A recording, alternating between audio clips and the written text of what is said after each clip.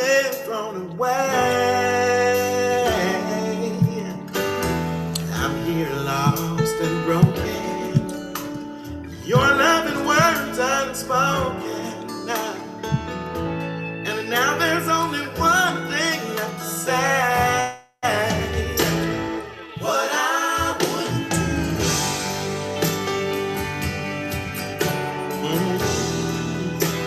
to go back and live it over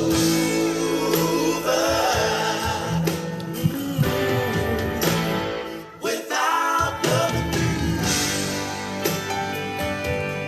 Whoa, and find something new.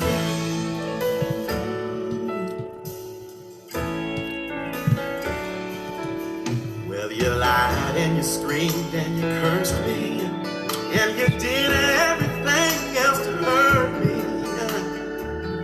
but you never did the things you said you would do. Maybe in time we can make it, but my weak heart can't take it, no. And I can tell that your heart is lonely too. What I wouldn't do, oh, what I would not do, to go back and live it over. I wanna go back, yeah, without loving you. Whoa, and find something new. I'm moving on to a better place to find love. Yes, I am. What I need is not the madness in my life.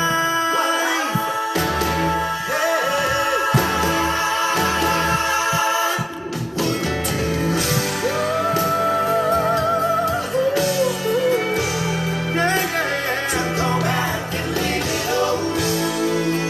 Wish I could go back, baby, without loving you.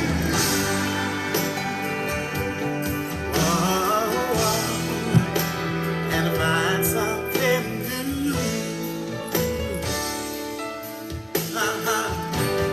What I would not, what I wouldn't do. Yeah. I just wanna go back and live it over. I wanna go back, without wanting you. Whoa, and find something new. Now I believe I can, yeah. Find something new. Said I'm looking for something, yeah. Find something new.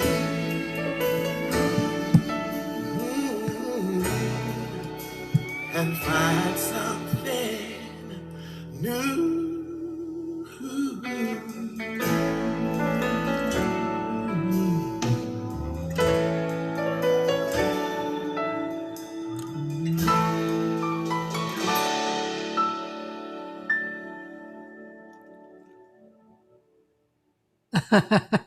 I love those kind of endings. All right, very good. Yeah, that's for you. Lamont VanHook, this is my guest today, Lamont VanHook. Very happy to have you on. Hey, everybody. Thanks, Cathy. You're welcome. Lamont VanHook is an incredible singer who you've heard probably much more than you know. And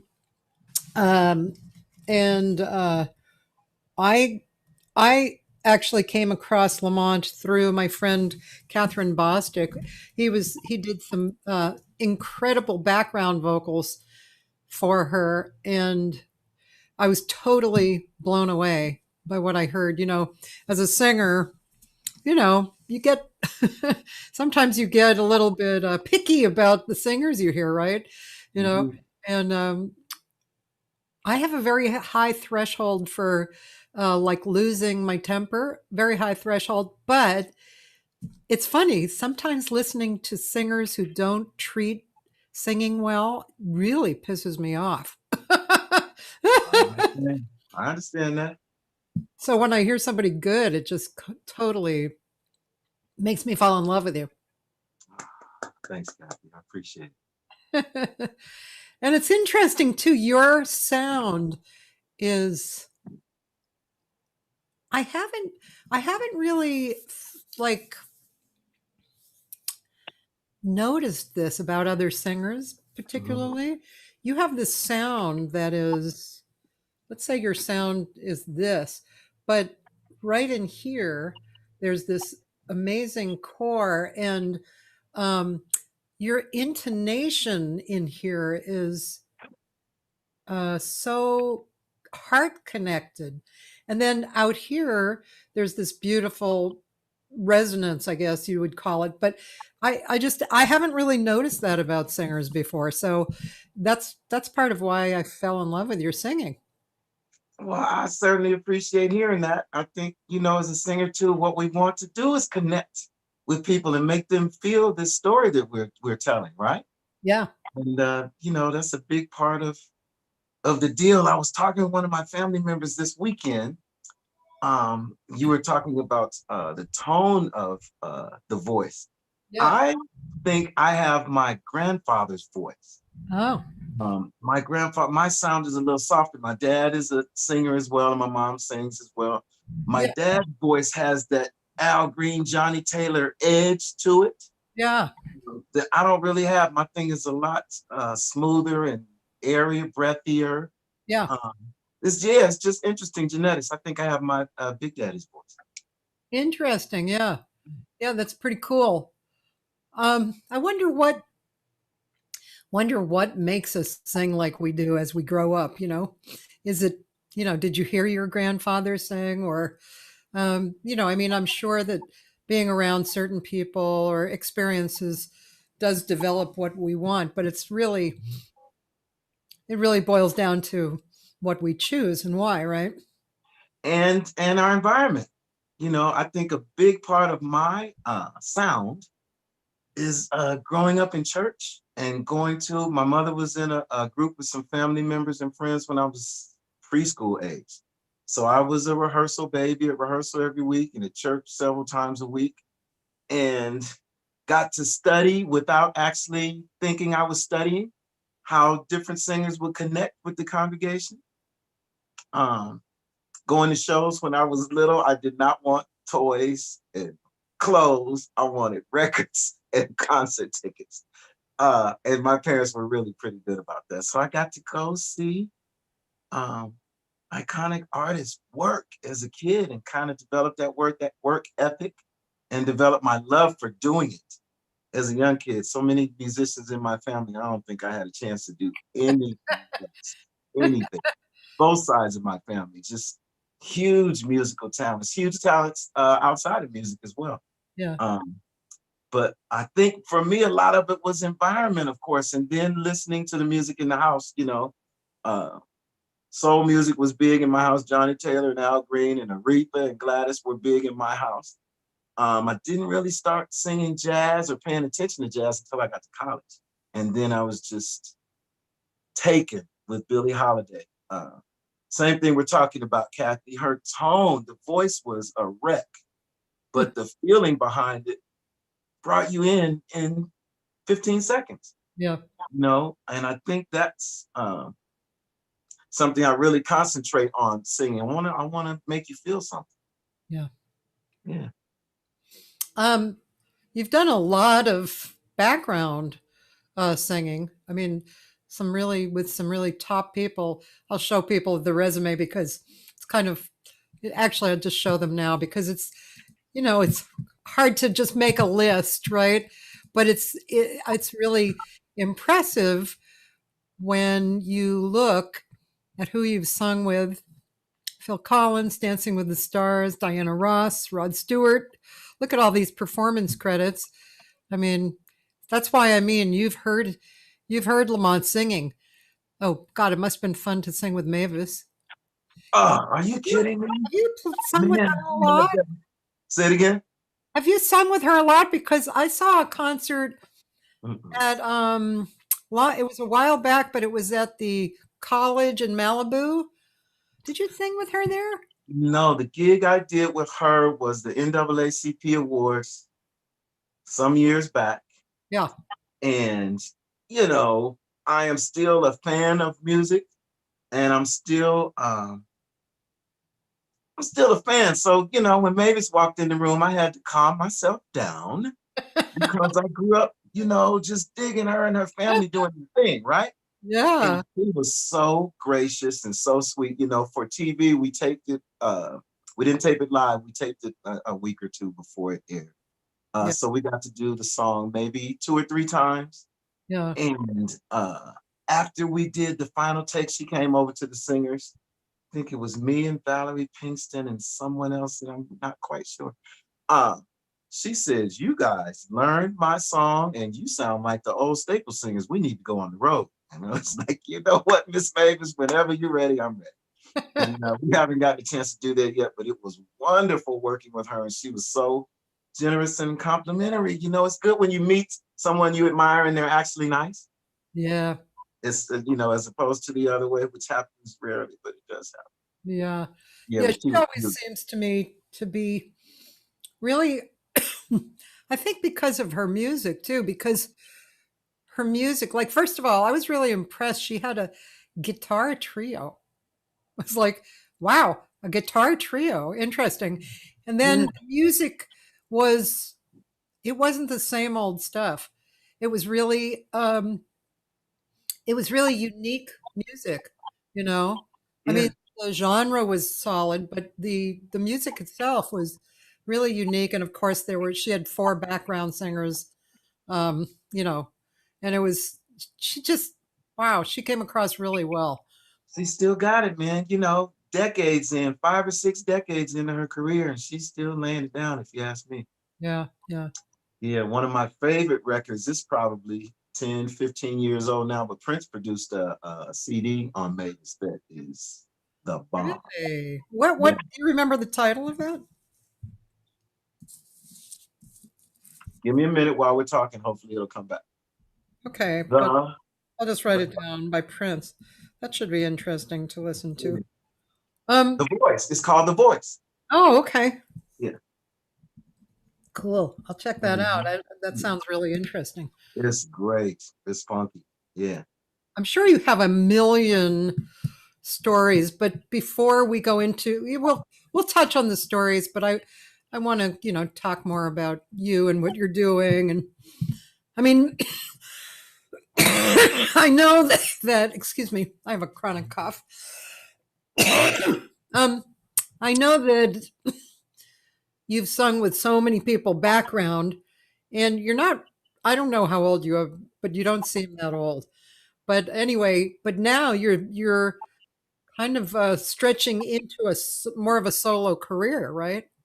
Yeah, it's about time, Cathy. Yeah, now that's a big subject, you know, Yeah. because for many years, I don't know, how many years have you been singing, like professionally? I'm gonna say this is 2020. I'm gonna say 32 or 3. Yeah. Okay. Like where I was not did not have a, I was playing clubs and stuff when I was a teenager, but supporting myself by making noise, as I like to say it. Yeah, over 30 years. Okay. And I'm 57, by the way, and happy to be 57. All right. You're Right here, girl. Yeah. really good, It's man. all You're real. 10 years younger than me. I earned it. I earned it. And I'm loving my 50s. When I was younger, I thought 30 was old, right? And then when I hit 30, I thought 40 was old. Now I'm 57. I think I'll say I'm old in my 70s, maybe. I know it's hard. Even like somebody came on and they said I'm 78, and I'm like, well, that's not really old, actually. I don't think. I don't. Yeah. But anyway, so you've been singing 30 years and not really with a solo career, and now all of a sudden you're 57. You decided, yeah, I think I'll have a solo career. So let's just go right to that because Mhm. I think it's really important. And also, Excuse me. Also, I want you to tell the people about your website, and I did copy and paste it, but your website, and you can download your one of your cuts, right? Yes. My website is LamontVanHook.com, all lowercase. And if you go there, you can leave your email address and download my new single, Something New, for free. Cool. And I hope you'll help me with that. I'm building my email list so I can keep in touch with it. Yeah, Cathy, I moved to LA to be a solo artist. From where? From the Bay Area. I'm from Oakland, California originally. Okay. And I've lived in the Bay Area. I lived in the Bay Area all my life until I went to college, to Howard University. We got our vice president-elect in the White House this time. So we're hoping things will go well and sending her lots of good love. I came here to be a solo artist, and then I loved singing behind people, and I kind of fell into that and loved it, and I still love it, and I still plan on doing backing vocals. But now I think it's time to say what I have to say, and this record was kind of born out of me finally saying I'm good enough. And I've been working with other people for long enough. I started a couple of records before I did this one. I started a couple of R&B records. I started a gospel record. I started a jazz record, and could never get the inspiration to finish and see it through. And a couple of years, I've been a country fan for probably 30 years as well. But a couple of years ago, the idea just hit me. Let's do a country record. It'll be something that is not expected from people that know me. There's never been a time when Black people haven't been a part of country music, but it always hasn't looked that way. So I decided to do it, and I was excited from the jump, and I'm still excited. This record is a conglomeration of who I am. My sound is country. It's little gospel, little soul, maybe a little jazzy R&B thing in there, but still honoring what country is. And then I want to take my audience somewhere, but I'm really excited about this record and sharing this music. And I cannot wait to do some shows, Cathy. Please, COVID be over. Please, COVID be over. This is just like, it's not torture. I'm just getting excited and excited. We're going to do some shows once we get the all clear, but I'm just glad to share what I finished, and I want people to hear it. And if you dig it, great. If you don't dig it, thank you for listening. But the country world is changing; it's evolving, and I want to be a bridge between the country audience and the R&B audience, and the gospel audience, and bluegrass audience, and let's make some good music and have some fun. Are they original material? All the songs on the album? Right now, there are 11 songs, and 9 of them are originals. I did 2 covers, Wichita Lineman and Your Cheating Heart, which is like the beginning of our modern country, I guess. So I had to do those 2 songs. And the rest of them are originals that I wrote, most of them in my backyard, swinging in my hammock, having a cigar and maybe a cocktail or 2. Yeah, just trying to write a good country song, and I think we got some good stuff.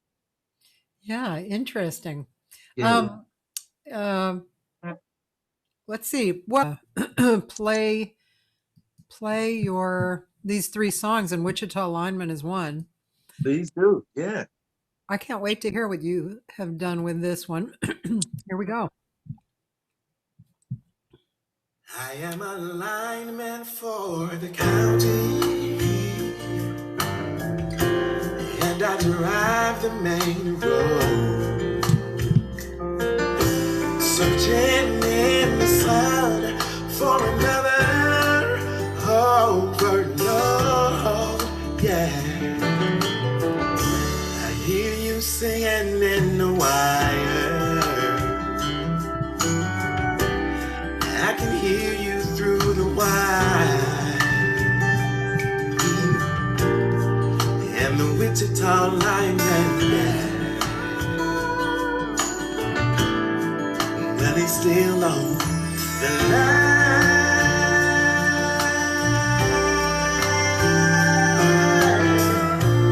Yeah. I know I need a small vacation, but it don't look like rain. And if it's a nose that's stretched down south, won't ever stand the strain, no. And I need you more than want you, and I want you for all time. And the Wichita lineman, yeah. Well, he's still on the line.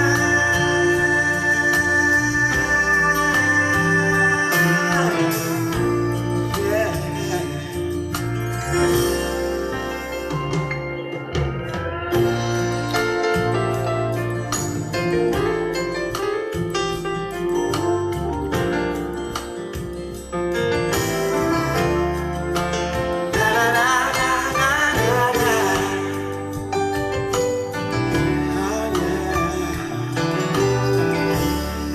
And I need you more than want you,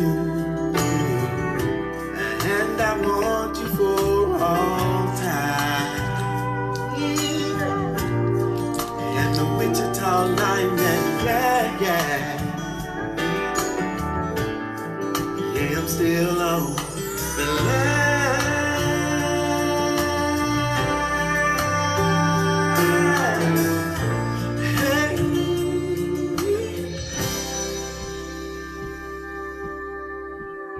I'm out here working for you, Wichita, baby.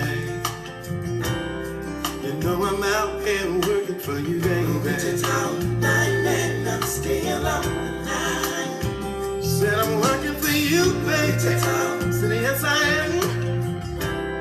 You know I'm out here working for you, baby. Wichita, man, I'm still on the line. Somebody said it, I know, I know.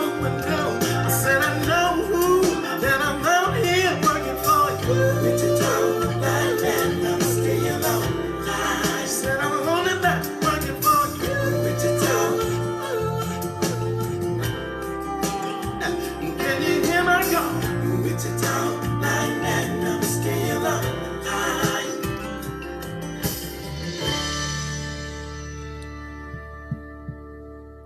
line.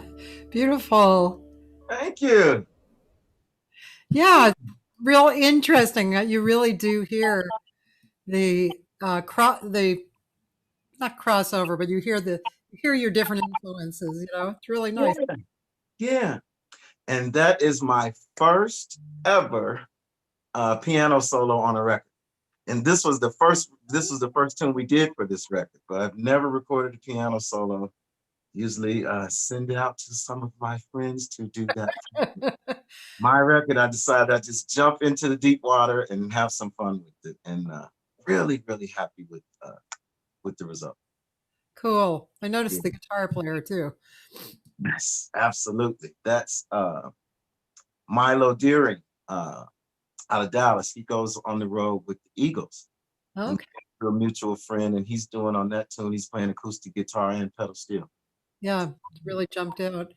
Gwendolyn Bolden said that was quite sexy. Hey, Gwen, we grew up in church together. That's my buddy. Very good.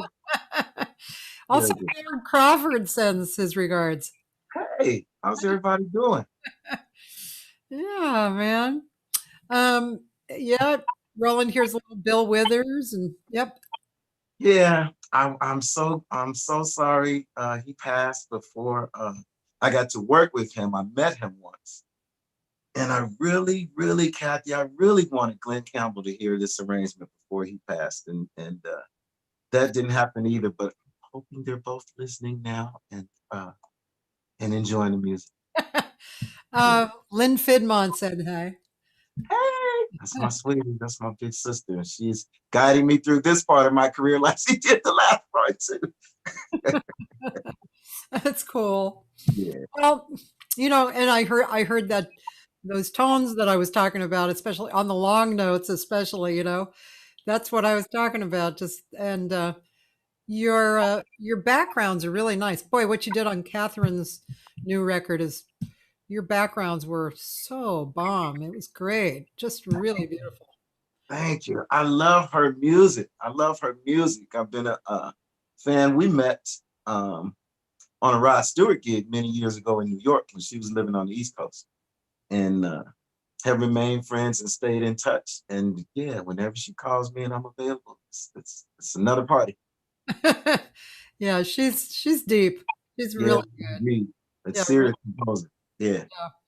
Yeah, we worked on that this weekend. That cut, we added a bass, an acoustic bass, and it was really nice. And boy, just hearing you hearing you sing the backgrounds there, it was like, yeah, Lamont really made this cut like just so special.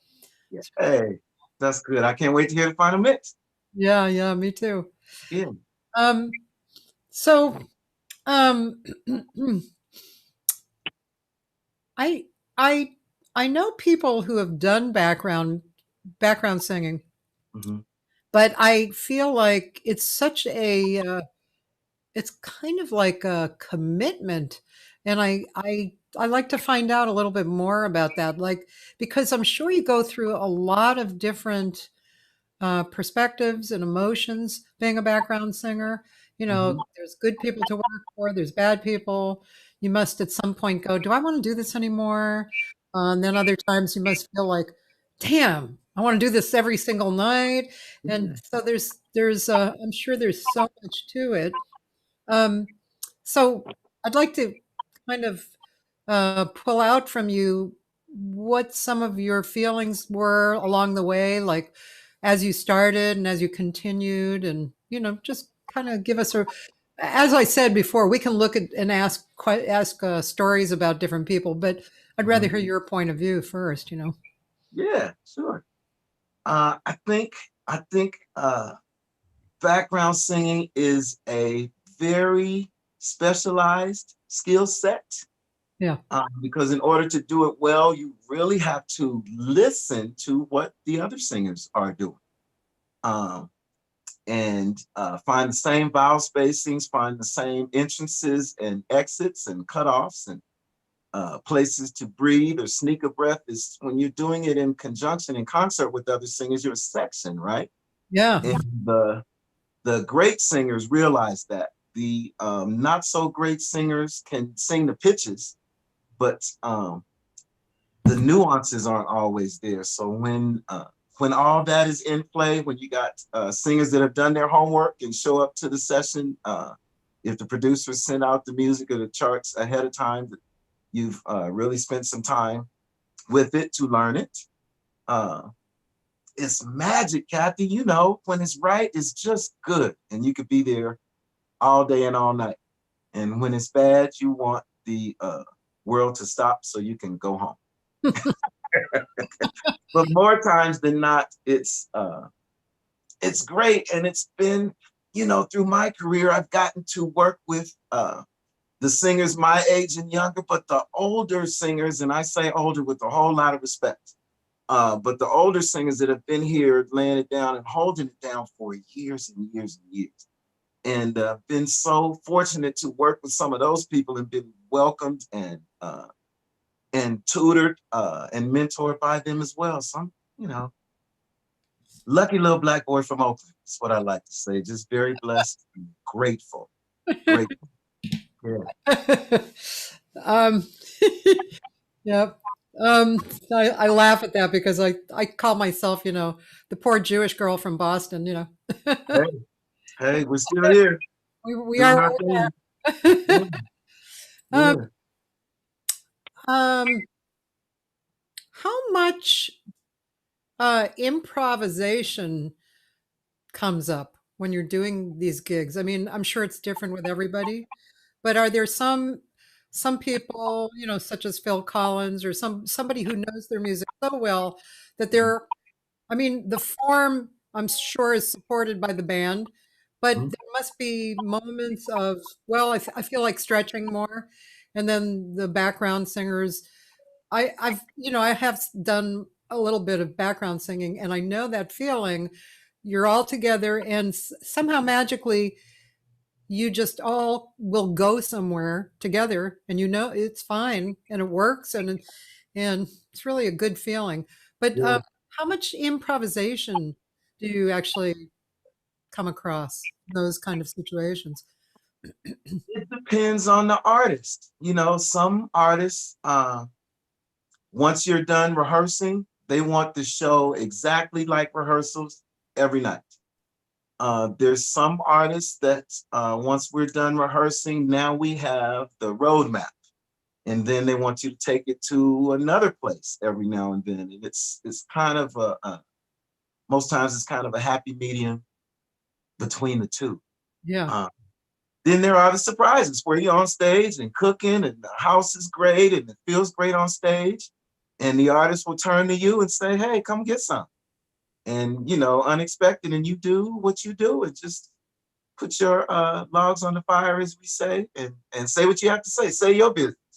And that's fun too. Sometimes it's a little shocking. I tell you, first time Diana Ross invited me to sing the Endless Love duet with her, she turned around and said, Lamont, you want to sing Endless Love with me? And she had been doing it by herself, right?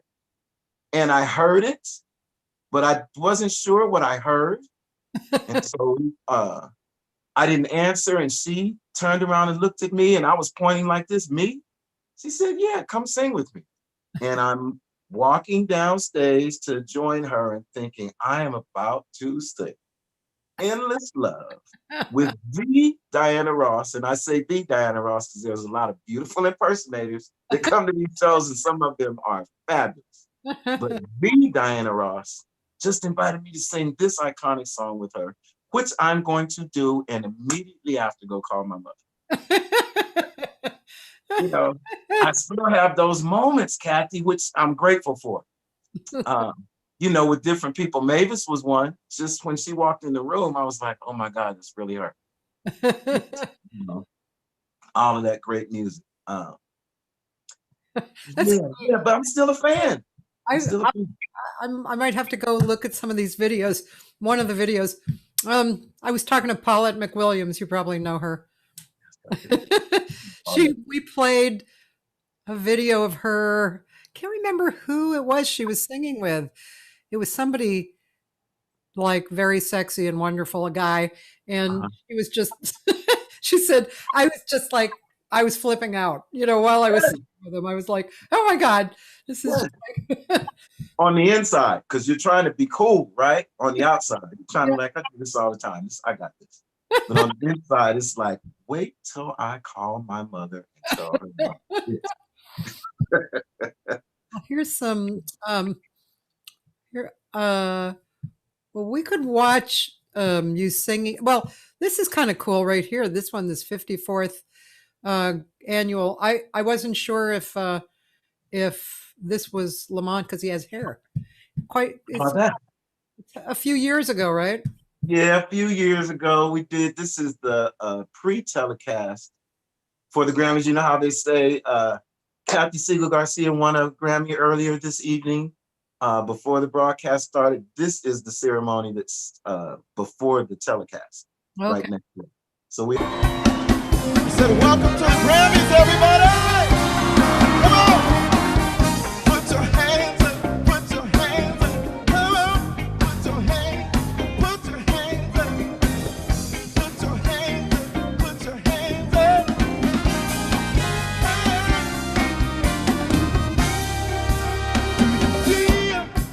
Yeah, changing up the weather.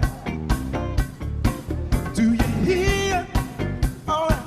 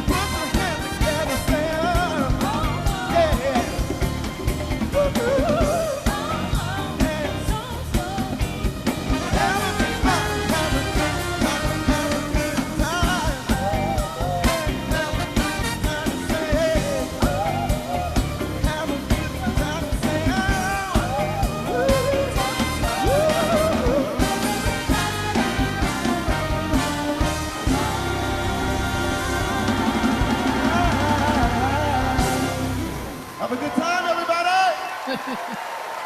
Pretty exciting. That was fun. I have to say that was fun.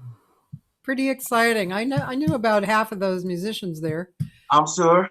I'm sure. Yep. Actually, wasn't that drummer the guy in the Yellow Jackets? Yep. Will Kennedy. Yeah, Yeah. Will Kennedy. Oh, he's so Mhm. good. So good. Everybody on that stage, Larry Batiste and Clay Tobin Richardson put that band together, and just Great band. Ron King and yeah, yeah, just yeah. yeah. Um, I wanted to ask. I mean, obviously, the band, the better the band, the more fun. But Mhm. do you are there these moments of remembering like how good the band was behind you, and like what that just pushed you to the limit? Absolutely. And sometimes it pops up in the strangest places. Really? Um, Good. you know, um, kind of obvious, but no less important, a band like the Phil Collins band with the A-list players from around the planet. Yeah. You know, the first rehearsal, we're running tunes. The first rehearsal, because everybody does their homework. Yeah. Then there's some bands that in church, the musicianship has grown so much in church, and every now and then you can walk into church and they are laying it down like the pros. In LA, a lot of professional musicians play in their churches, but it's always a pleasure to work with musicians that get it. And one of my big things, Cathy, tell me what you think about this. If there is singing going on, if the act is a singer, this is a singing group with a band. If there is some singing going on, everything else is accompaniment. And if you can't hear the lead singer, whatever you're doing, you're playing too loud. Yeah. We don't have a switch or a knob on our backs where we can just increase the volume. I could blow my voice out by the second song if I can't hear myself, if I have to push too hard. But the enjoyable gigs are where nobody has anything to prove. We're all here with the common goal to do a great show and make some people happy. And that's when you can have fun, never want to get to end. Yeah, man. Yeah. I want to get up there with you and sing. I hope we get to do it. I hope we get to do it. Once we get the all clear, I think we're all going to be very busy. But until then, I'm happy doing vocals at home. Thank you very much. Oh my gosh, to get back to something like that where there's thousands. I mean, that that was not thousands of people, but like the one with Phil Collins, which we'll watch a little bit later, that's Yeah. like thousands of people, right? Yeah. The audience is right next to each other, and Yeah. I missed that, but it's not time for that now. I really do believe we'll get back to it yeah, because that's part of the thrill. It's a conglomerate on stage and a conglomerate in the house, and you feed off of each other. You really do. yeah, If we have to go back to live shows and people are distanced, I'm sure I'll get used to that. yeah, But there's something about seeing people right next to each other and seeing people that don't know each other meet each other at the gig. You can see it from stage. Yeah. And they meet each other at the gig and just decide, since we're sitting or preferably standing next to each other, let's have a good time together. And let's, leave whatever we left at home, let's leave it for a couple of hours and just have a good time and sing these songs and meet some new people and have some fun. yeah.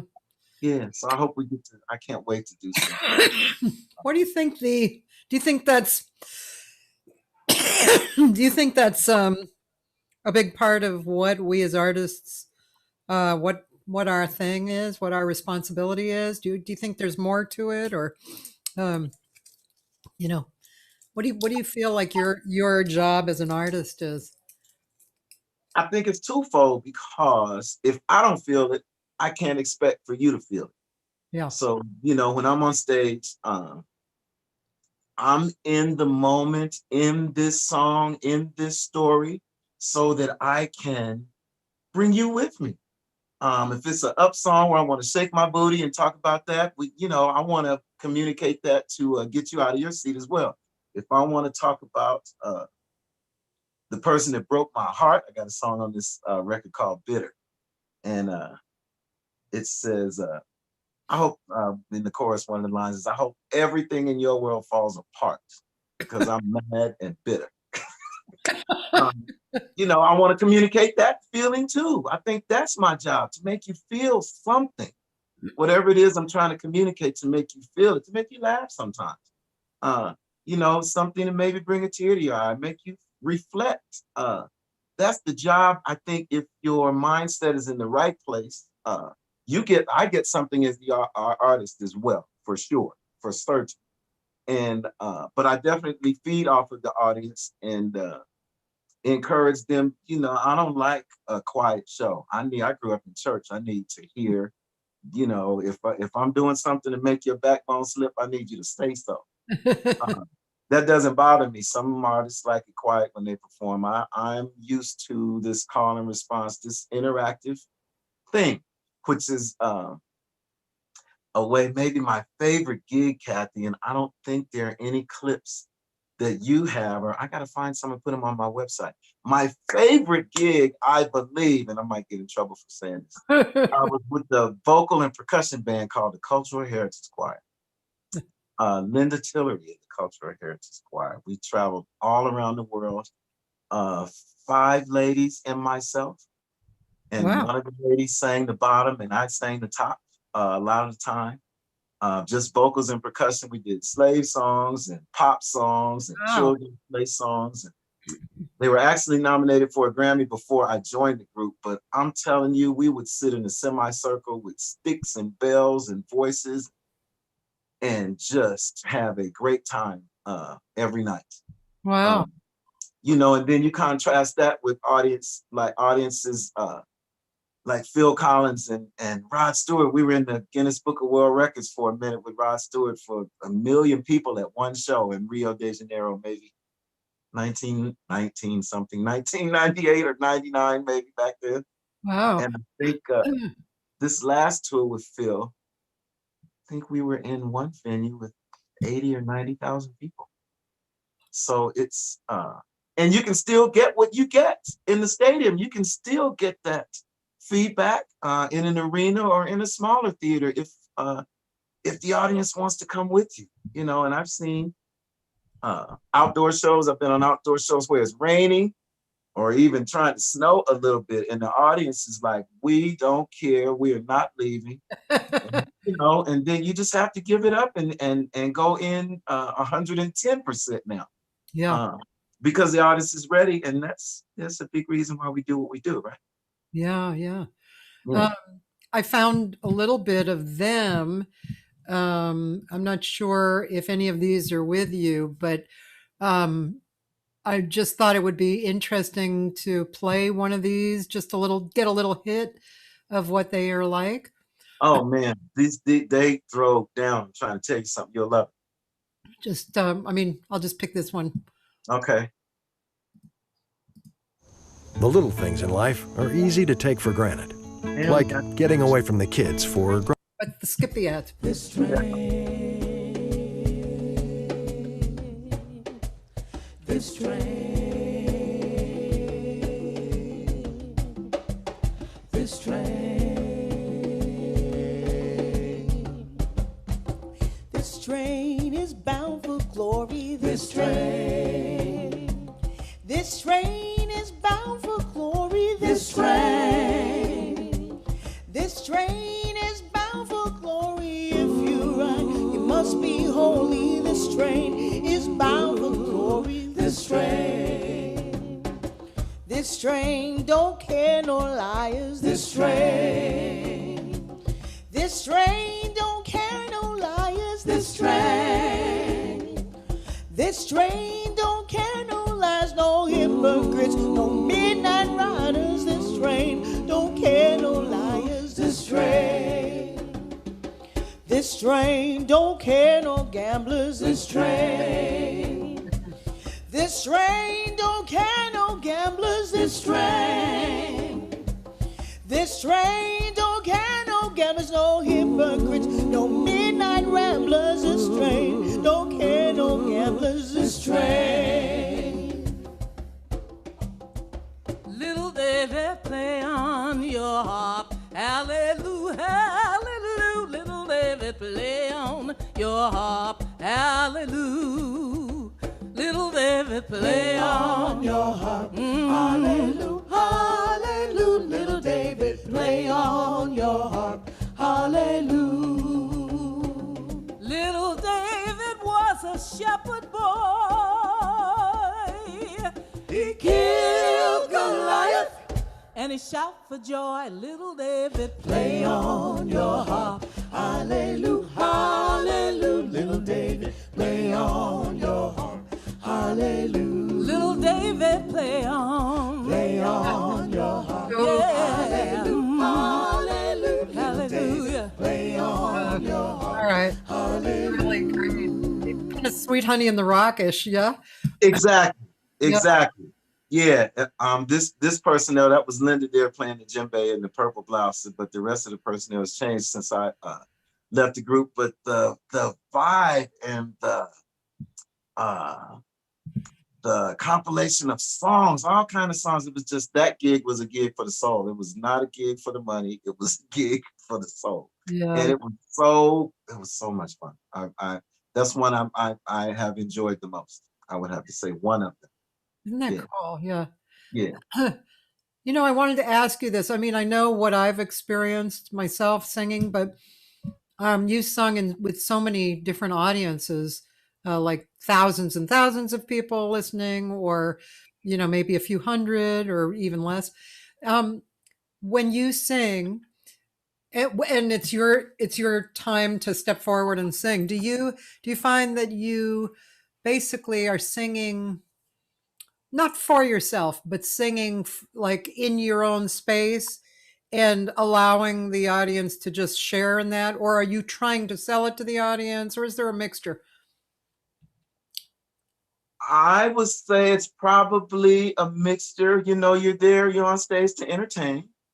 But I'm not one that can keep still on stage. It's really hard for me. And some gigs, you know, call for you to just kind of be kind of stoic and let your mouth sing these pitches, and that's all. It's really hard for me. I move. So I think the first part of it is me having my fun. And I like to say, you know, on the spiritual side, that's my praise, Cathy. I am so grateful to do what I get to do and live by. That's how I eat. I say I eat by making noise. It's my joy on stage, and I want to communicate that. Not trying to sell it just for selling its sake. But I'm having a good time, and I want you to have a good time with me. Let's play. That's cool. Now, you, again, I'm going to share the screen just because there's so many, you know, that you've sung with here. I mean, wow, you know, all of these people I've listened to all my life. Well, almost all of them. You know, Quincy Jones. I know you have something online that we could watch with that. James Taylor, another heart thing. Annie Lennox, one of my favorites. You know, and indeed, I'm sure a lot of people, Winona and Clint Black and Pam Tillis and Patty Austin and George Duke. That was probably was that more of a solo thing that you did with George Duke? No, I toured with him for like 6 or 7 years before he passed. I was part of his last band before he passed away a few years back. And he was another artist that I worked with that was just so generous. We toured, and I did his last 2 or 3 records as well. Just generous with their stage when they don't have to be. And giving you a chance to do some improv and play with the audience a little bit, you know. I wish he was still here to write me a country song. I miss George quite a bit. But my country thing, Cathy, I've gotten to work with some country artists. I worked with the Blake Shelton, I think he was on his first single, as a matter of fact. He was out here in LA to do some TV, and I got called to do the gig.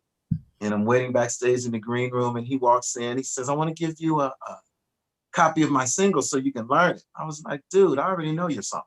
He's like, "Really?" Looking at me like, black man, country. I don't know. How would you know my song? And I was like, "Look, you see my boots I have on, right?" He's like, "Those are really." So we went and did the sound check, and he knew I figured out saw that I knew the song, and came back afterwards and thanked me, and he's a really cool guy, and said, "Would you like a copy of my CD?" I said, "I would love a copy of your CD if you will sign it for me," which he did, and I still have. And he's huge now, right? I did a TV show with Clint Black. Yeah. TV with Winona, man, I want to do a duet with her. She was so damn cool. Just regular.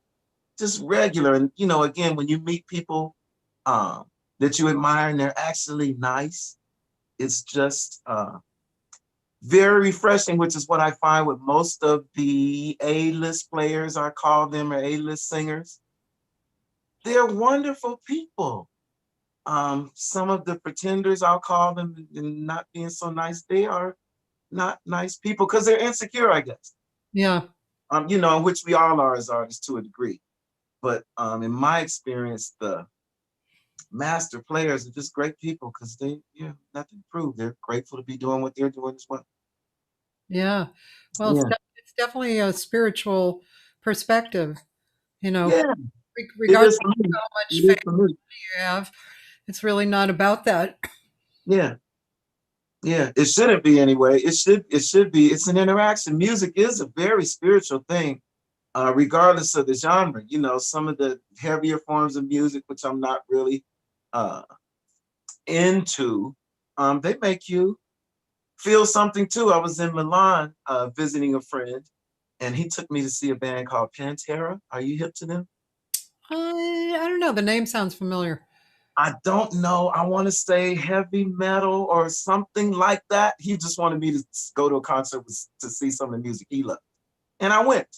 And, most people were dressed in black. It was in an arena, and they were headbanging through.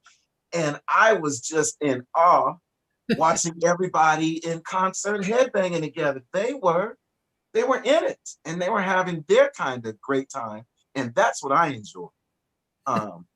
The music, if I tried to sing like those guys, my voice would be shot in like 5 minutes. Yeah. That's not my gift. But, I can respect other people doing their thing. And I like seeing people have a good time. Yeah. Roland wants to know, what did you do with Dave Brubeck? We did one of the honors of my life. Check this out. We did the Monterey Jazz Festival, Lynn Fidmont, Fred White, and myself. And it was the 50th anniversary of this jazz opera that Dave Brubeck and his wife had composed. Oh. And the original lineup included Louis Armstrong, Ella Fitzgerald, Dave Brubeck, of course, and this group of singers that I cannot remember their name, but the three of us, me and Lynn and Fred, were standing in for these singers. Liz Wright stood in for Ella Fitzgerald before her first record came out. Oh boy. And I can't remember the brilliant brother that did Satchmo, but we did the Monterey Jazz Festival, and Clint Eastwood introduced the band. And then as we were walking off stage, he came to me, "Oh, I want to shake your hand." I was like, "What? You are Dirty Harry. I want to shake your hand." Because he loves jazz, I'm told. And oh yeah, totally. But it was magical being on that stage at Monterey Jazz with Dave Brubeck singing those iconic harmonies and some great songs. Wow, cool. That's really great. Very cool. It was very cool. Yeah. It's really big on that. Sorry, I just have to adjust my blinds, but okay. Yeah, we had a great time, and thankfully, he and his wife kept in touch before he passed. I'm not sure if his wife is still living, and their son Chris is still, I think he's a trombone player. Just really beautiful family, and what a musical legacy, right? Brubeck. Totally. Totally. When Yeah. I first came to LA, I was a waitress at the jazz club Dante's, and Clint Eastwood always hung out there. And there was a place, the Money Tree, which still exists, but it's a kind of a different venue now. But um, we, we as singers would have, those were the days we had a whole week that we were singing at this place, and then another singer, right? And Clint always used to hang out there too. Um, and I just remember the first time I met him, I was a waitress at Dante's, and I was doing whatever I was doing at the bar, and I looked up, and there was Clint looking over me, and I had never really thought about Clint Eastwood much. Yeah. My knees actually went weak. I get it. I get it. Handsome and tall, like really beautiful vibe, Great smile. Yeah. Yeah. I can see that. And he has a place in Monterey. He has a hotel and a restaurant and lounge. And so, I've sung there before too. And he's Clint Eastwood, man. He's pretty Clint cool. Sorry. Or as the kids say now, sorry, not sorry. Exactly. Yeah. Yep. Roland's also impressed with Gino Vanelli. Another icon, man. Gino Vanelli told me he likes the way I sing, Cathy. We hadn't started rehearsals yet. He asked me to send him an MP3 of something I had done, and I did. And he hit me back to give me the information about the gig. But the first thing he said was, I really like the way you sing. That is like, like my uncle Ray used to say, I can go to heaven with that. One of the things I want from this record is to make my colleagues proud, Cathy. My life has been poured into by so many of the people that I work with here in LA and around the world, and the work ethic, the legacy of respect for the music. I want to bring that all into play and make my colleagues know that I was paying attention. That's cool. That's very cool. Yeah. I also see one of my queens, Chaka Khan. Come on now. I mean, if I got to sing with Chaka Khan, I probably would die and go to heaven. I was in heaven. I remember the gig I did with her was a private show. This is funny. And she laid it down, right? Like she always does. Yeah. And when she came off stage, I got off stage first. And I was sitting with the lady from the record company, and Chaka was sitting next to her. And the lady's name was Joan something. She used to work Broadway records. Anyway, she was there with Chaka, and she said, girl, you sang that song. And Chaka looked at her and said, well, that's what I do. I've never forgotten that. And Chaka was sitting one person away from me, so I was kind of eavesdropping on their conversation, but I leaned in and said, you got that right, girl. That is what you do. Yeah. She will sing on you. She will sing till she feels better about the situation.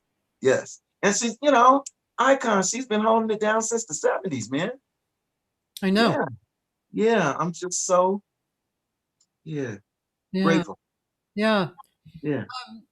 Let's see. I'd like to look at that one with Quincy. Mm-hmm. That was that's like a real cool one. Here we go.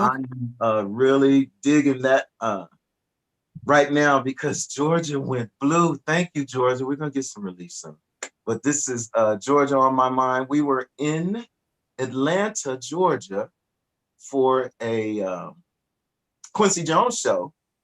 And the contractor for the show, Joanne Tominaga, asked me to sing Georgia on My Mind to rehearse the band and just get them through the chart. Unbeknownst to me, Quincy was in the building. But I sang down the chart, and we might have done it twice.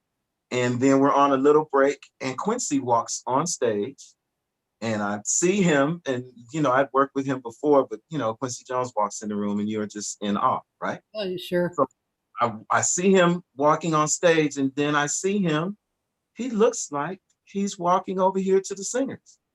And then he looks like he's walking over to me.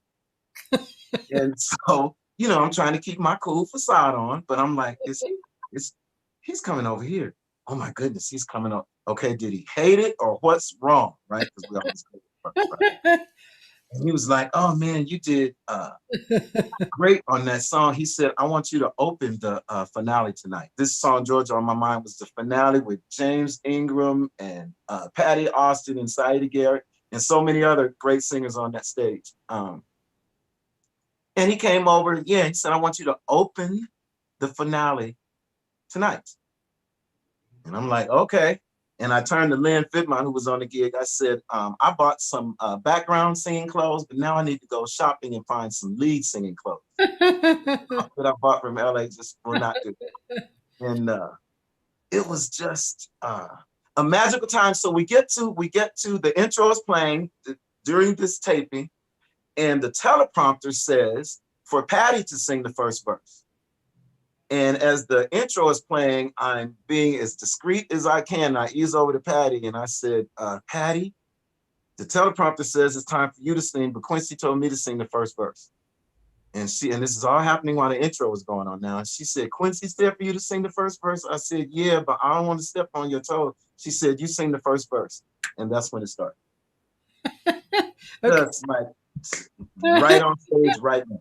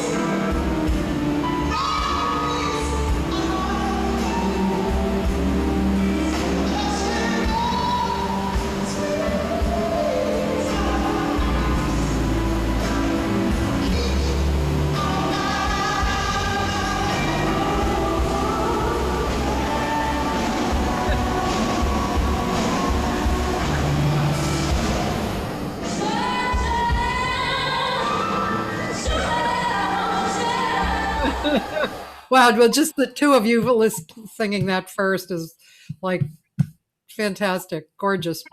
I'm just grinning, reliving that moment. It was so much fun. Oh God, it was fun. Yeah, who is that? That girl who was just singing? Her name is Nikki Yablonsky, I believe is her name. Young girl with a big voice. Big voice. She was singing. Lots of.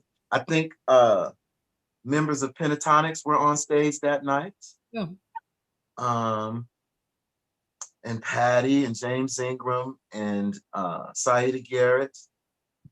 And the young man, I'm trying to think, I love his voice as well with the blonde beard. I can't remember his name. It's been a few years, Cathy. That's okay.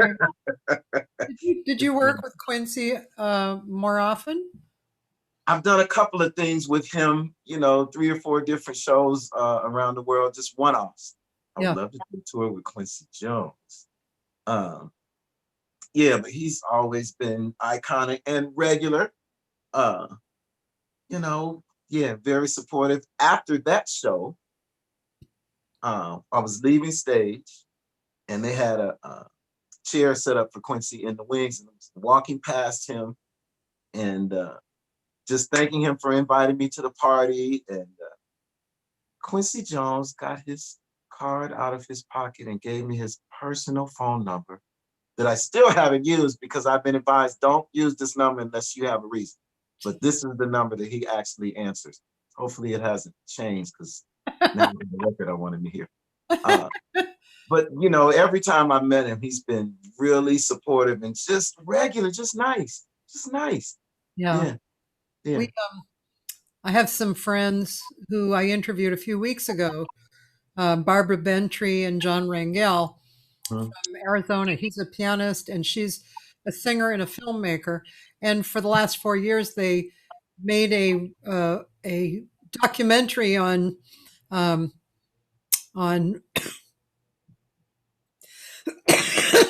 Dave Grusin. An incredible documentary, and Quincy had a big part in it, and they spent a lot of time with him over the 4 years. Okay. It was really, it was just good. I mean, Dave Grusin is such a genius too, and he's absolutely okay. I have to look for it. He had so much to talk. There was so much to talk about with him, and he had so many different relationships that were quality. So yeah, it was really nice. Absolutely, another icon. Yeah. It's interesting for me to talk to you and folks who like you who have worked with people that I will never ever work with, and yet those people have been like most people, they've been close to me because I grew up listening to them, and just to have this kind of idea of a balance, of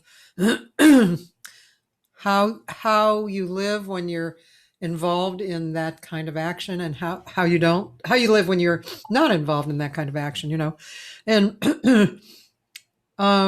it's all good. It's all there's like everything, there's so much about it that teaches people about living, and what it is and what you do and what somebody else does and how it all helps. Everybody helps each other, Yeah. That's certainly been my experience doing this record, Cathy. I'm working on the liner notes for this record whenever I get to release the whole record. I had planned to do that, and then COVID hit, and I decided to just release singles because the team is not quite in place yet. I was headed to Nashville to take some meetings, and COVID hit, and everything just kind of stopped. Yeah. But I'm working on the liner notes for this record, and one of the things I've written so far is that I asked my friends to help me make this record, and they all said yes. And that is the truth. Old friends that I worked with before, new friends. We did part of the record in Nashville. Brad Cole, who plays keys in Phil Collins' band, co-produced 4 songs with me that we recorded at his studio in Nashville with some players that I hadn't met before. And when I tell you that these guys came in the studio and played for me like I was Garth Brooks or somebody, I mean, they really laid it down for me. I am just eternally grateful. Players and singers in Nashville helped me, and players and singers here in LA and around the country. I've sent out tracks to, and just I've been very The same word keeps coming up, Cathy. Grateful for my station in life right now and for what is happening and what's about to happen. This country thing is real for me. The single is called Something New, and that's alive for me. The song is called Something New. My new career path is something new. My country sound is something new. And I can't wait to share. I'm happy to share the single. I can't wait to share the rest of the music.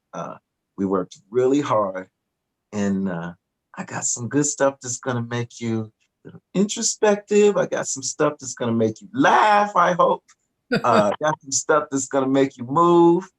And yeah, when we get to do some shows, I got some stuff planned for a live show. We're really gonna have a good time.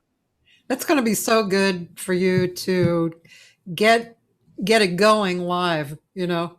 Yes. I mean, that's going to be so amazing, because that's, of course, when we really have the best time with it. You know, we get into it, we work it, and then it becomes ours, and then we get loose with it. And yeah, it's really, that's really. Now, I want to hear Bible Bottle. Is that? Bible Bottle Gun. Okay. This is another song that I wrote in my backyard in the hammock. I remember the hook came like, you know, you're writing a song, and some song, I just finished the song that I worked on for maybe 4 months. The lyric would not come. It just wouldn't. Or I would get a line and then get another line in 3 weeks. Just finished the song like that. This song, Bible Bottle Gun, the hook just came. Bam, here you go. It's a drinking song. It's a prayer. It's about people that get on your nerves and you want to keep your Christian spirit together, but they are on your nerves, so you just might have to handle the situation. It's tongue in cheek, but that's what this song is about. Okay, cool. By the way, Valerie Pinkston said she's very excited about the project. Fabulous singer and fabulous photographer. Oh, my goodness. We've taken some good pictures where I'm actually wearing my cowboy hat, y'all. You better get ready. Oh. Hey, Val. We're going to get ready for that. Yes, indeed. Here it is. All right. Done. I love Jesus, but I ain't no punk. I leave people alone, yeah. I don't start a lot of hunk. I don't bother nobody, no. So don't bother me. Catch me at the wrong time, it'll cost you every day. That's why I'm here praying. Lord, I want to be ready. But sometimes I need a real stiff drink. Right now, the temper's unsteady. I just might shoot them before they can play. Father, my Father, hear my prayer. Please answer me when I am done. And bless my Bible, my brother, and my God. Cool. That's why I'm talking to you. They won't let me be. I'm just trying to figure out why somebody's always fooling with me. I don't like to argue. I don't like to fuss. But if you talk about my mama, then you're gonna hear the deacon does. That's why I'm here praying.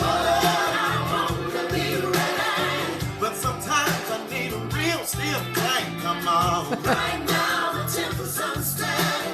I just might shoot it before they can blink. Father, my Father, hear my prayer. Please answer me when I am done. And bless my Bible, my brother, and my God. Hey. Now I got to try and get some sleep. I'm praying that you'll remind everyone today. He knows I'm not.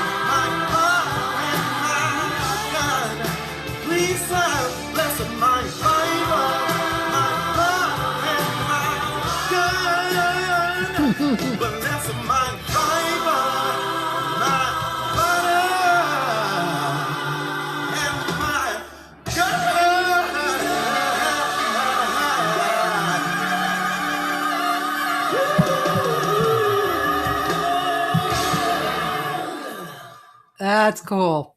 Yay! Wow. That was fun. That was a cool song. That was a fun song to record too. Yeah. We did the track in Nashville, and then we did all the vocals here in LA. That smoked. In my little boom boom room here, my noisy room here. Yeah, we had a good time. Yeah. That is a good hook. Thank you. That it just came. You wish every song would come like that. Yeah. It just came. Yeah. And then I had to work on the verses and the bridge, but the hook came like instantly. That's great. I like it. Do you have a Facebook page, Lamont? I do. If you go to my website, LamontVanHook.com, all the links for Facebook, Twitter, and Instagram are there. Okay. And I'm considering TikTok. Are you on TikTok, Cathy? I'm not really on TikTok. Nope. Yeah, I'm considering that because I want to be in touch with people because that's the way we do things now. But yeah, please go to my website, LamontVanHook.com, and leave me your email address and download my single for free. And the next single, I am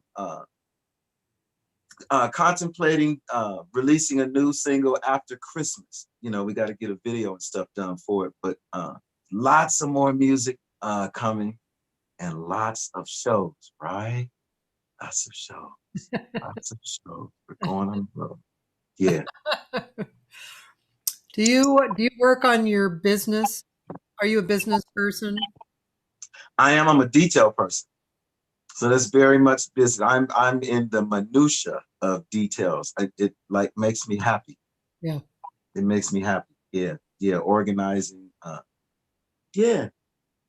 And we all have to be, right? Especially now. Yeah. I've done this year, I think last week I did my 3rd session where I had to go to a studio this year. Yeah. Which is, far less than normal. And it is, it's November.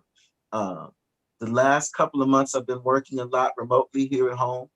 But even that is not to the level that it normally is. So, you gotta, figure out how to keep all your ducks in a row, keep eating when you get ready and sleeping indoors, right? I am, so you learn how to budget, and Corona is just, it is what it is. We're all doing the best we can. I'm grateful for the work that is coming in, and can't wait to get back on the road. Yeah. That's great. I'm really good at work and details. Mm-hmm. And like, for instance, I released one single. Now I'm releasing another, and remembering what the steps that I did around the first single, I have written some down, but I apparently didn't write everything down. Yeah. And it's really, last night I was amazed that I was even alive, because my attention was like this, each finger was a different thing. And I was, doing different things. I was uploading, and I was, the Spotify thing is very vague to me. There's direction, for Spotify, but it still seems intangible. It still seems like, now how do I upload my single on Spotify again? I think I do it through CD Baby, or one of those distributions. I don't think I can upload it myself, but I forget from time to time. I'm really good when I do it, but then it's a lot to think about. It's a lot. The days where a singer could just sing, I think that's over. Yeah. And there are good parts and bad parts. I don't mind kicking in, learning some other things on social media, or learning how to edit video, or but that's not normally my thing. But I have had to learn how to do a lot. Some of it is fun, some of it is not. But I think the days when we could just stand in front of a microphone and sing, that's over.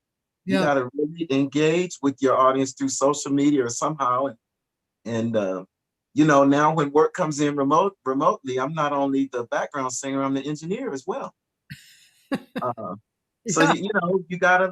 you have to evolve along with the times, I guess. And we're all hoping that COVID will leave us very soon. We'll get back to some degree of normalcy and familiarity. But some things are gonna stay with us. Some of our new habits are gonna stay with us, and I'm interested to see exactly what those will be.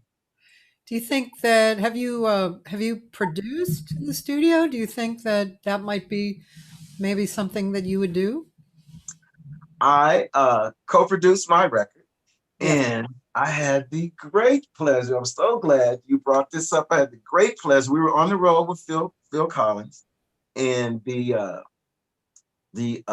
backing singer section was myself, Arnold McCullough, Bridget Bryan, and Amy Keys. Right, great world-class Yeah. singer.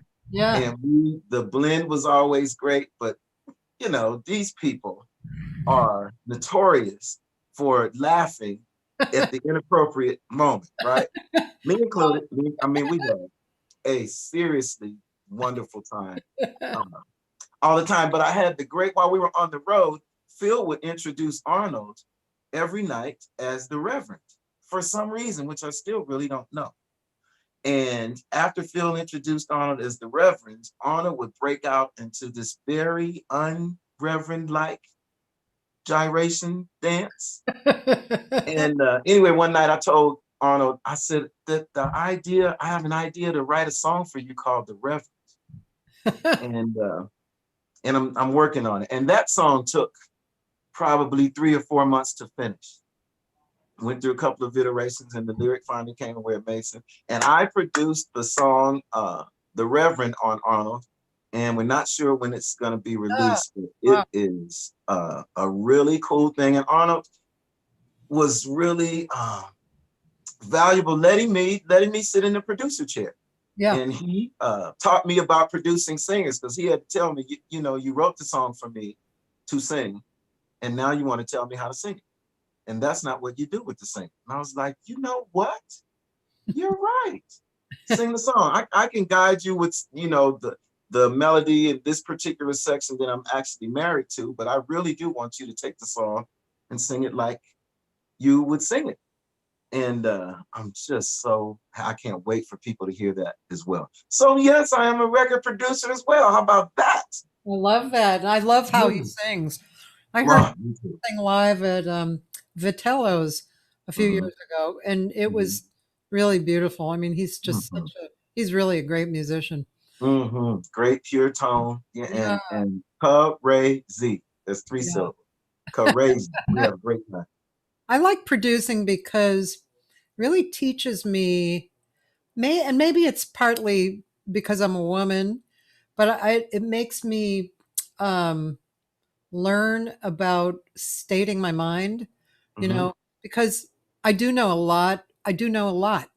And so, and I'm a good teacher. So in the studio, it's as you said, you want the singer to sing how they sing, but you can recognize, as an experienced professional, you can recognize when they're not really delivering their best and when they are. And that's really the beauty and fun of being a producer, when you actually go, that is good. That's it. We got it. Yeah, or do that again. You got to do that again. And I've been having a lot of I've really enjoyed co-producing Catherine in the studio. And that's what I do with her, because she is definitely her own unique self, and she knows what she's doing, and she knows what she wants. She knows when she sounds the best. And I just like to, you know, steer her or agree with her, or maybe push her to do it again or whatever. But it's interesting to trust yourself in the studio to do that, you know, and because as soon as you say to somebody, gee, I'm really sorry, but I think I feel like you should be doing, as soon as you go down that road, it doesn't work. You know, exactly. It's really not. Exactly. If you're in a producer's chair, you got to drive the train. Yeah. And a good producer will recognize that every artist is different. So, you know, the way you would communicate with me in the studio might not be the way you would communicate with Catherine in the studio. And a good producer will hone in on the artists that they're working with, and first of all, make them comfortable so they can be vulnerable and take some vocal chances, right? Yeah. And try to find something that maybe they haven't tried before. Yeah. And make this song really live. Yeah. Um, I also remember like being a teacher, there was this one producer who would send me people that he was producing. And several times he would send me these kind of more amateur singers with good voices. But like he would be, for instance, this one guy, he was trying to get an R&B thing out of him, and the guy was not an R&B singer. But he sang really well, but not R&B. Yeah. It really rubbed me wrong. I just really didn't want to try and force this guy into singing R&B. It wasn't what he should have been doing. Exactly. So, yeah, it's really interesting. Yeah. It's kind of like you like good music, like you went to the head bashing concert. Good music is good music. It doesn't really matter if it's a genre you don't normally listen to. I had a singer who was a heavy metal guy. This student was interesting. He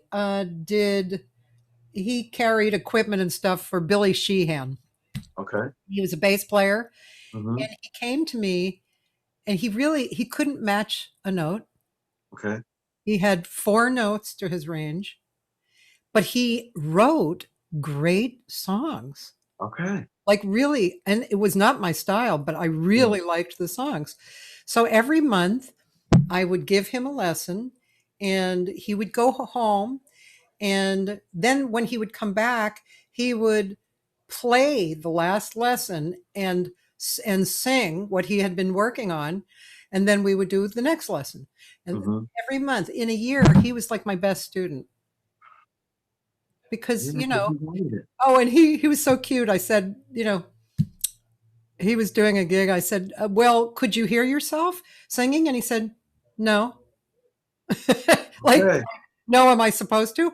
Yeah, we're going to work on that part. Yeah. Like, you have to have a monitor so you can hear yourself. So you can hear. Oh. Yeah. So cute. Not that we all haven't been on stage when the monitors go out and you just got to keep going. Yes. But you should start with the monitor for sure. Yes. You have to pretend that you hear yourself. Yes, that's important for sure. Yeah. So when you were younger, you said you did club gigs and stuff. Did you do like weddings and all that kind of stuff too? Yes, we sure did. I started playing clubs when I was way underage. I was 14. Oh. And I was playing drums at the time and singing. And I remember this one particular gig, my cousin Willie Ray, I was playing in his band. And I didn't have a union card.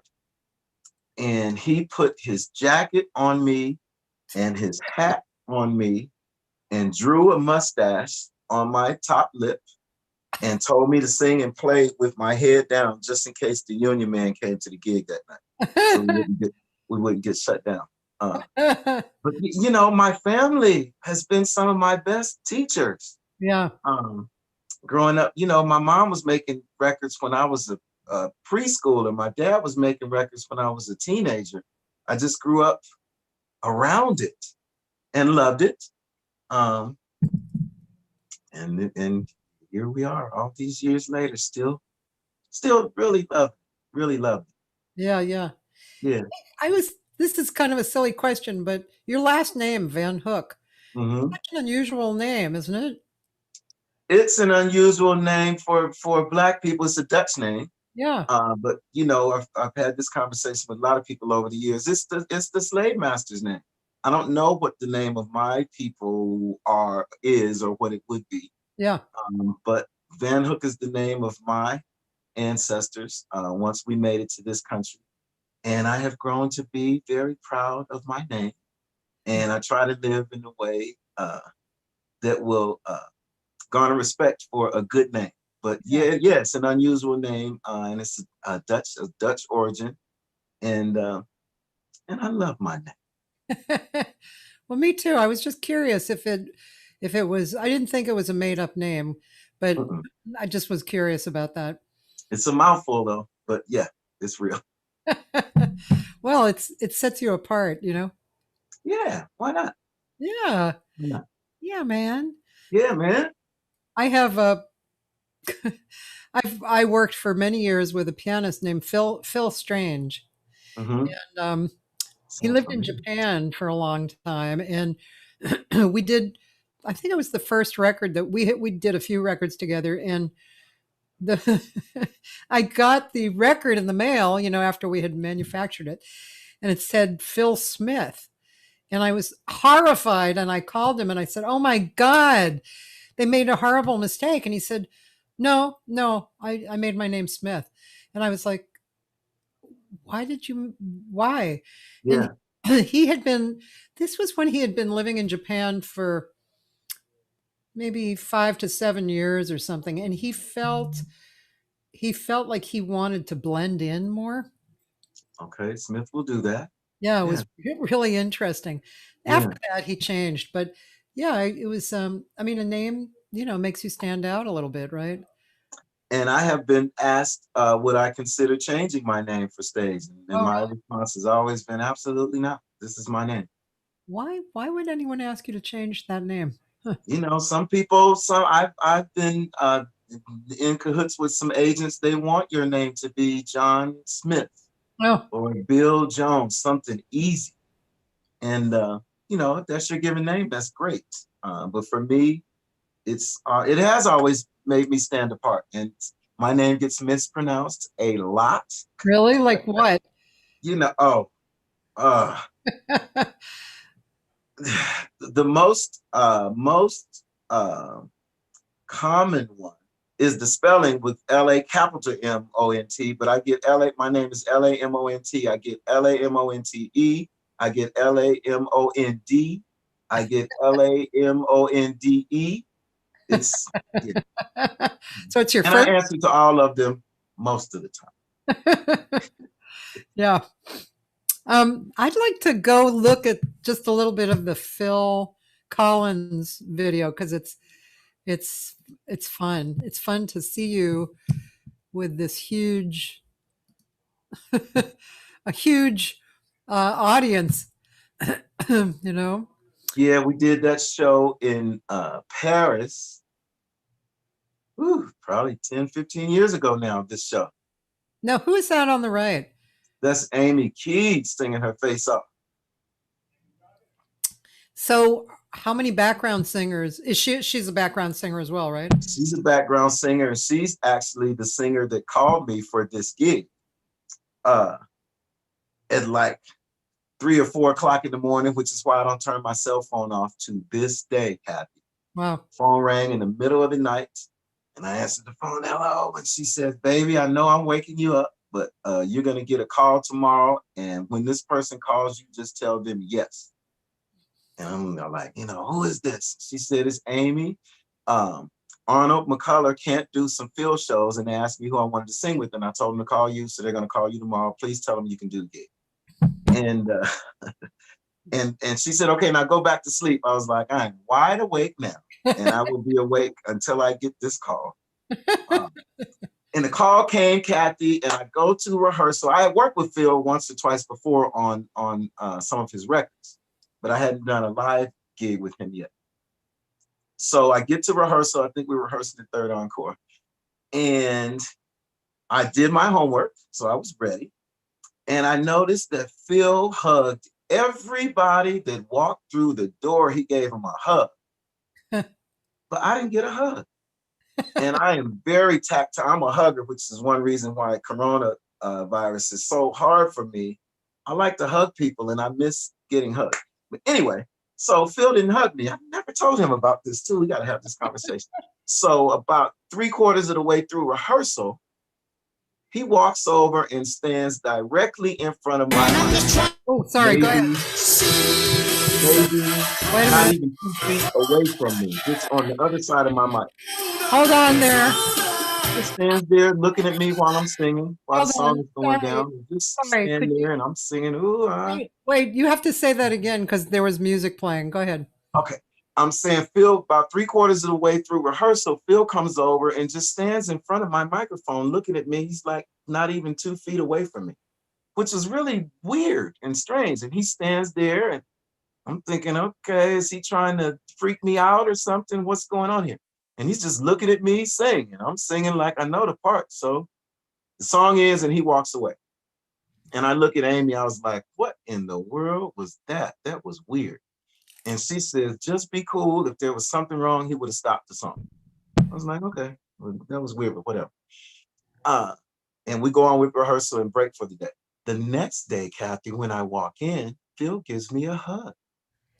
Still, 3/4 of the way through that day, second day of rehearsals, same song. He comes and stands in front of my mic, the same place, and he's just looking at me singing. And I'm like, I don't know what this is, but this is really weird. But anyway, the song finally ends and he stays this time and he looks at me and says, can you be available every time I sing? And I looked back at him, I said, I think I can work that out. And that was 22 years ago. Wow. How about that for just a cool story from, one of the most beautiful human beings on the planet. But I do think he was trying to freak me out a little bit. But yeah, the first thing I was able to stay in the zone.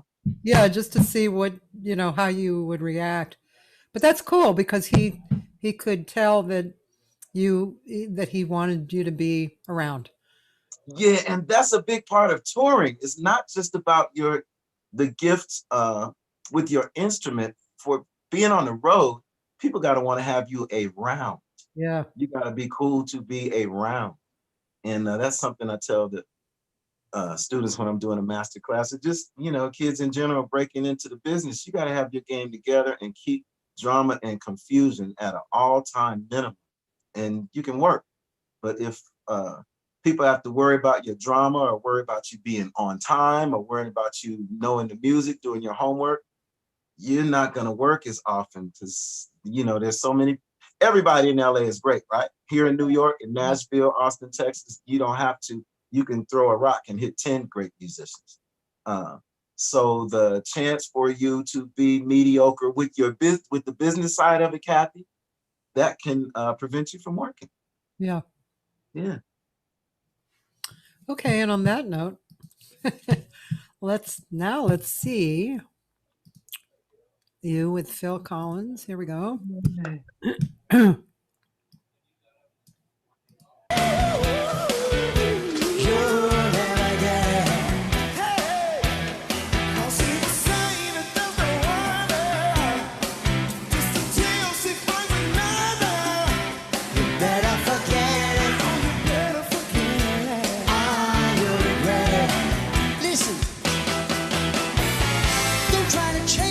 Just leave her. You're not the only one.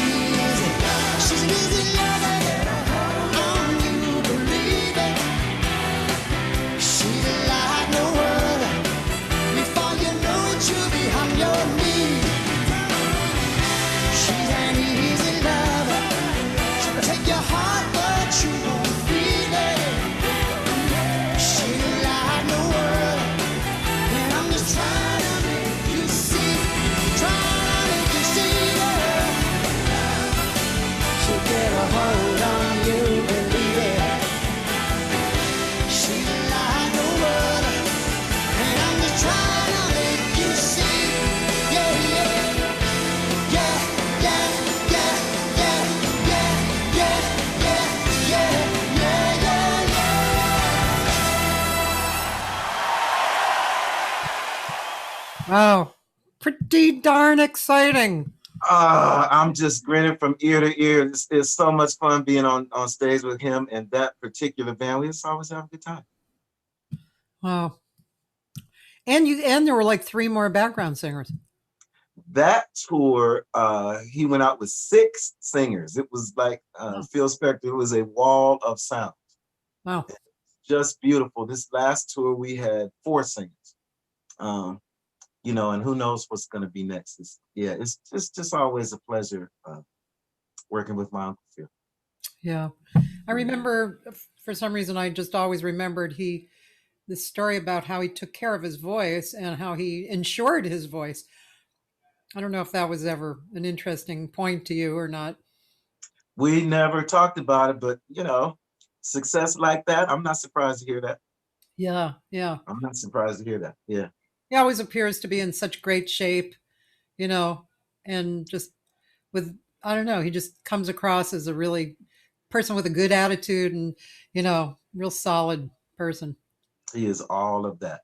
He is all of that. Just you know, very successful in his own right. But if we were, excuse me, Cathy, if we were all in a room and you didn't know this was Phil Collins, he's just a regular cat, can sit around and be one of the guys. Yeah. You know, not pretentious at all. Just regular. Is he the person that you've worked with the most over the years? I would say he's the person I've been in their band the longest, but you know, we didn't work for the better part of 10 years. Oh. Just because he had decided he was done. Oh. And thankfully that didn't last forever and always. Yeah. It's been interesting. You know, some gigs are for a season, some are for a longer season than others. I was with Rod Stewart for just under 8 years. That was my first big gig. Like, sorry, with who? With Rod Stewart. Okay. Where I met Catherine. You know, that was my first tour on private planes, and you know, always staying at the Four Seasons or the Ritz, and you know, doing performing in arenas and stadiums. That was the first real taste of that, for which I am forever grateful. And yeah, and I had 2 stints with Diana Ross for maybe, you know, 3 or 4 years at a time. You know, but some things are just one-offs. It just depends. I'm just it's like being chosen for the baseball team in your neighborhood, the street baseball team. I just love when my phone rings for work. You never know what's coming down the pipe, and it's always fun. Speaking of Rod Stewart, I interviewed Mark Jordan. Mm-hmm. You know him? Mark Jordan. He's Canadian. He's a singer, guitarist, and he's written for Rod Stewart and sold like many songs. Oh. Mark Jordan, you ought to check him out. M-A-R-C. I will. With a C. You said he's Canadian, or does he live here? He's Canadian, and he's a painter as well. But his writing, it reminds me a little bit of Bonnie Raitt. You know, right? Great songs, and not only is he a great singer, but he phrases like a jazz singer. Okay. But he's not exactly a jazz singer because he doesn't. Yeah. That's not his repertoire. But wow. I became a fan of his, and his wife is a singer too. She's more along. She might be country and acoustic rock or something. Okay. I didn't interview her, but yeah, check him out. Mark with a C. Mark. Okay. Jordan. Mark Jordan. Yeah, I think you would really, really become a fan of his too. You know. Okay. Yeah. Don't you find, Cathy, as a singer, when you write, the way your lyrics flow, do your lyrics flow according to their singability? It's usually. Yeah, it's something that works for me, but it's interesting. You know, some people that have sent me their songs to sing, every now and then I have asked, can I tweak this? I can sing exactly what you have written, or I can sing this word to replace that word just because it sings better. Yeah, yeah. sings better. And I think that's a gift that a lot of composers, if they're not singers, they may not have that particular skill set. Yeah, Yeah, but I was curious. Yeah, it works that way for me, so I'm glad to hear it yeah, works like that for you too. yeah. I think so too. You know, Yeah, I generally write songs that I like, that I like. You know, yeah, I mean, that's my reason. You know, I'm yeah. not really writing for other people. Occasionally, I'll write for somebody, a friend of mine whose voice I really know, and I just have a vibe to do it. But I remember there's a really great songwriter singer here in Los Angeles named Shelby Flint, who Uh-huh. used to be also a big studios person too. And I remember when in the when how old were we, in the 80s, she was singing a lot, and a lot of us jazz singers were picking her songs to sing because they're just great songs, but not that easy. You really had to like the song because it was how she would sing it herself, you know. Mm-hmm. And Mm-hmm. yeah, that was probably one of my first introductions to singing a songwriter's material and realizing, oh, this, they wrote it for themselves, Mm-hmm. and very Mm-hmm. interesting. And you have to really like it a lot, to work with it and make it your own. Yeah, but that's the skill that we bring. You as a studio singer, you're hired, usually, 3-hour call for one song. Yeah. You got to go in, learn this song, and now you got to sing it like you've been singing it for years. Yeah. And you just heard this song today. That's part of this, part of the skill that we bring to the party. Um, Absolutely. and some people are better at it than others. I take umbrage when I hear people say that anybody can sing backing vocals. It's just not true. Some of the best lead singers are horrible background singers because they're not used to singing and paying attention to what the next person is doing. Yeah. They're used to doing what they do and have everybody follow them. Yeah. But it's a very special thing. I'm so thankful to be a part of the singer community here in LA. And I'm not leaving. I've done this record and I'm expecting some big things from this record, but I cannot wait to be back in the studio with some of my friends singing together. Anthony Cucina, he would like you to talk a little bit about your home studio setup, Mm-hmm. because it's right there. Because it's right here. Yeah. I record on Logic. I'm not sure exactly what he wants to know. I record on Logic. I bought my Dream microphone some years back. I used the Neumann M149. I just bought the Shure SM7B, which is right behind me down there. I got to make some little adjustments to my boom stand, but I'm going to start doing that, using that for my live video snippets that I do for my social media pages, Cathy. I've been just singing a verse and a chorus of some of my favorite songs just with piano. And getting myself set up here. I don't know what else I can tell you about my studio setup. I'm looking around to see what else he might be interested in. But this is my little tracking room. And Working on Logic is, particular thing. yeah, and I know enough about Logic to really mess some stuff up if I'm not careful. That's But cool. and I was afraid of it for so long, but I'm getting more comfortable and actually having fun. Yeah. Yeah. I guess you play some guitar too. That guitar was a gift to me from my Uncle Clarence, whom I hope is watching. I think the acoustic guitar is such a beautiful instrument. It took so long for me to feel comfortable playing piano. I'm just not ready to commit to a new instrument, but I gotta learn how to play guitar using my Uncle Clarence's guitar. So it haunts me. It's haunting me right now because it's always in my face whenever I come into this room. And I'm thinking about, if I don't start playing it yet, whenever I do shows, I'm gonna bring my Uncle Clarence's guitar so he can be on stage with me. I have not picked it up to learn how to play it yet because I understand it's not similar at all to piano. It's an entirely different instrument. So I'm a little gun shy, but I'll get there. My feeling is that you would really like guitar.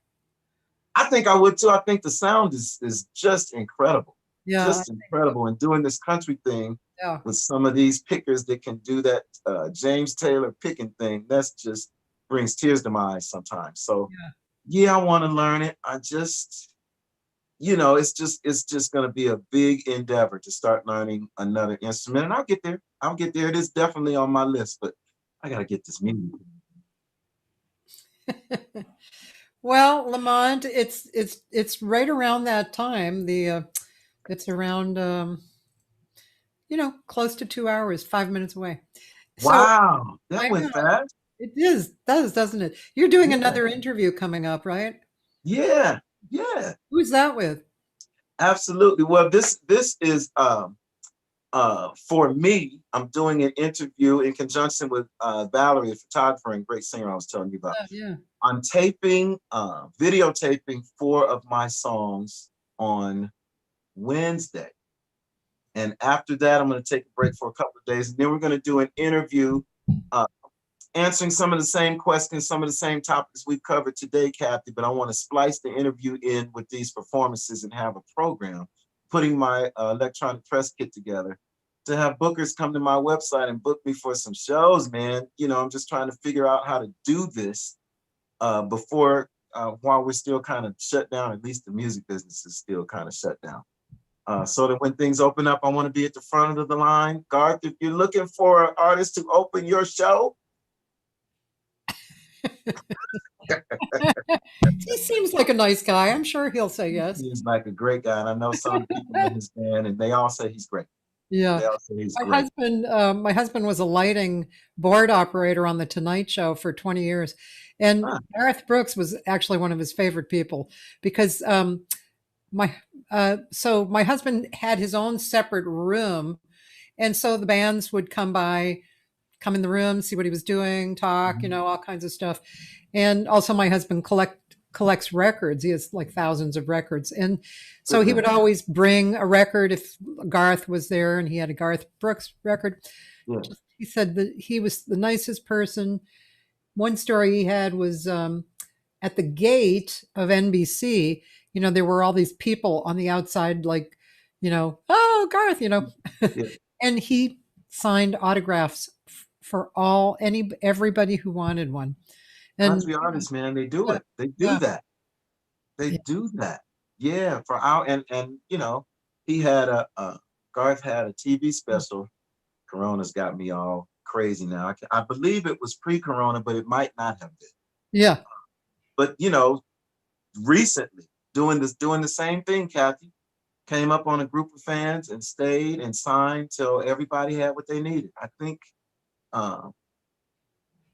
country artists in particular are very in touch with their fans. Yeah. And as my music finds its audience and my audience finds me, I can't wait to interact with them and hear how my music affects them and see them have a good time at some shows.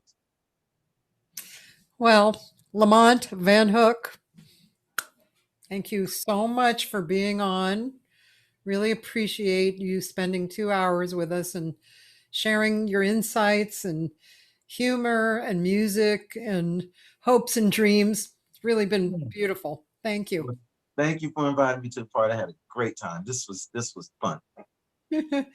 And I'm just going to tell the audience that tomorrow I have on an incredible Brazilian woman who I found, who is basically a composer, pianist, singer.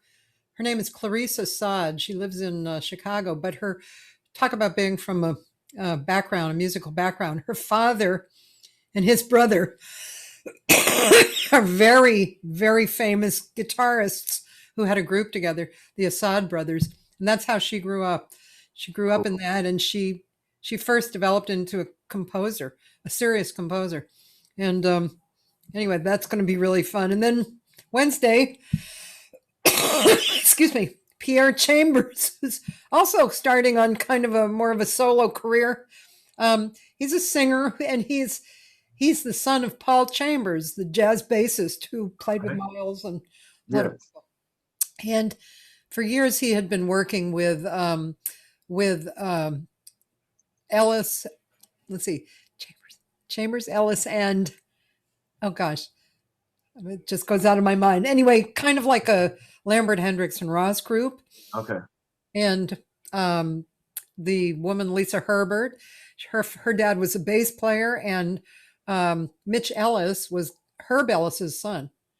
So Okay. the three of them had this kind of interesting background, and so anyway, so he's kind of starting his solo singing too. Good. Yeah. Never too late. No such thing as too late. No Nope. such thing. Yeah. Nope. Jump in. Jump in. Yeah. So everybody have a great day. Hopefully I'll see you tomorrow. Hold on.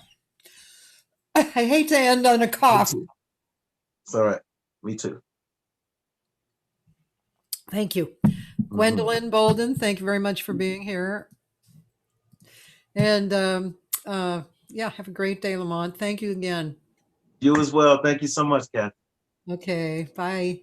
Take care.